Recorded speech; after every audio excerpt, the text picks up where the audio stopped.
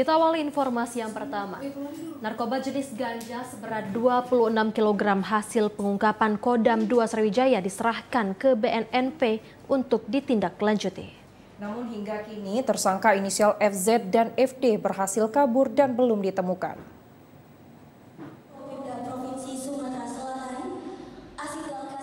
Berawal dari laporan pemilik rental kepada anggota TNI terkait kecurangannya terhadap terduga pelaku inisial FZ dan FD yang tidak sesuai dengan perjanjian semula, tujuan Jambi Jakarta berubah menjadi Palembang Padang Sidempuan.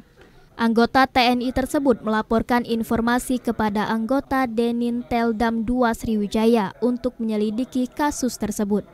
Tim melaporkan hasil giat kepada Denintel Dam 2 Sriwijaya tentang penemuan mobil rental beserta BB paket narkoba jenis ganja.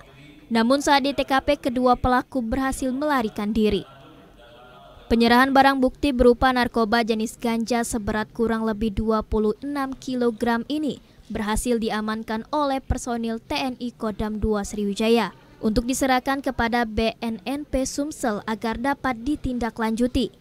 Maijen TNI Yanuar Adil, Panglima Kodam 2 Sriwijaya menghimbau untuk seluruh lapisan masyarakat agar dapat memberantas dan mencegah penyalahgunaan narkoba.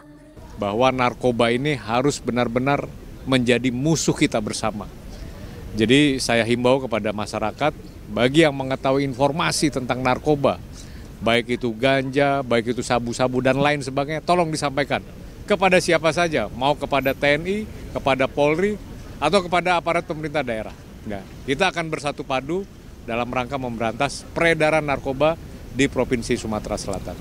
Kepala Badan Narkotika Nasional BNN Provinsi Sumsel, Brigjen Joko Prihadi mengatakan, pengungkapan narkoba jenis sabu ini akan terus dikembangkan untuk menemukan pelaku FZ dan FD. Pasti dikembangkan dulu. Kita harus mengungkap sampai pada ujungnya seperti apa kira-kira jaringan itu. Ya, kita tidak bisa hanya mendapatkan informasi tentang barang bukti saja. Kita harus ungkap terus sampai kepada jaringan mana kira-kira dan kita ungkap pelakunya.